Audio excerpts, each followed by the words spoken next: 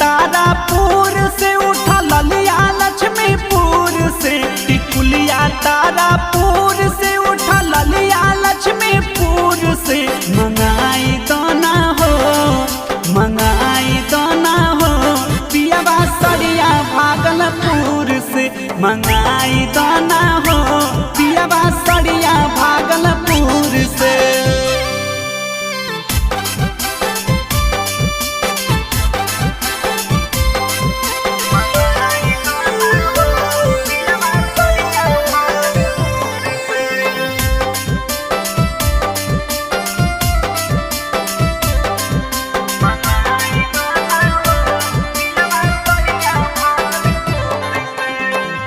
झाझा से झुमका लई हो चूड़िया दुर्गापुर से, पटना से पायल पिया जूड़ा जयपुर